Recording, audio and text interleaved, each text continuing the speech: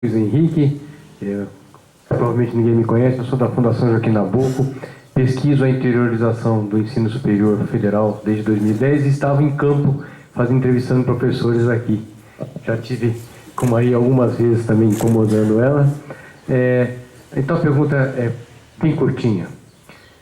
Para transformar um campus em uma universidade, precisa ter toda uma infraestrutura de gente que um campus não precisa, principalmente administrativo. Isso envolve concurso. A história de vocês começa em 2011, 2013, um complexo político completamente diferente, pró-expansão das universidades, pró-concurso público de funcionários públicos federais.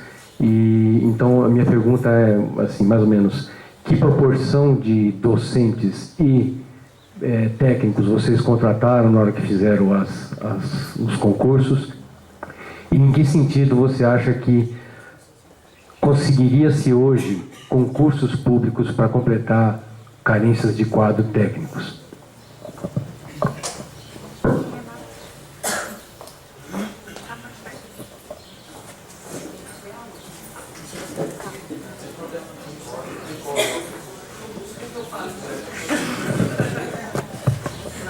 Pessoal, eu tenho uma pergunta que está relacionada à pergunta que o colega acabou de fazer também.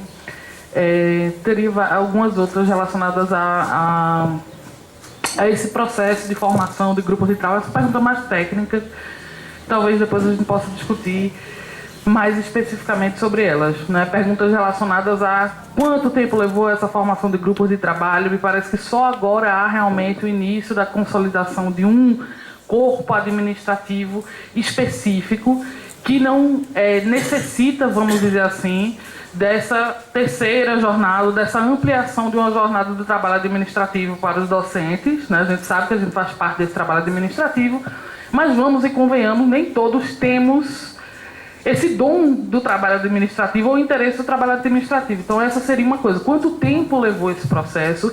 E se houve dificuldade? Porque a gente tem uma certa... a gente se parece como espaço acadêmico, porque a gente tem mais ou menos o mesmo tamanho, vendo ali a quantidade de docentes, etc. A gente tem basicamente esse mesmo número, né? 260, 270 docentes. E, como o professor disse, foi requerido deles que se engajassem efetivamente nesses processos de planejamento, que é uma preocupação que eu tenho desde que comecei a botar pilha para que a gente começasse realmente a discutir essas questões.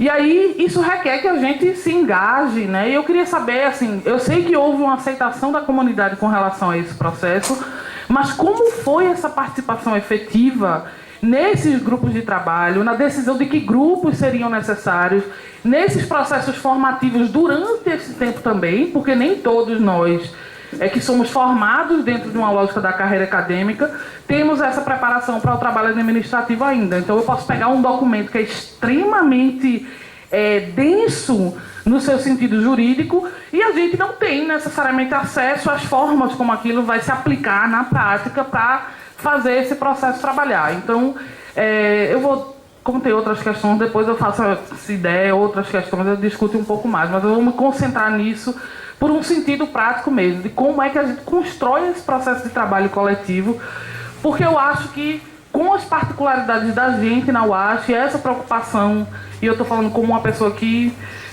trabalha um monte com essas coisas e que tem interesse nesses processos, que os professores precisam saber como isso se constrói, né? Para a gente talvez ficar um pouco mais tranquilo, apesar de saber que vai ser difícil, mais tranquilo para que, se o processo acontecer, que a gente tenha essa certeza de que a gente consegue dar conta do processo.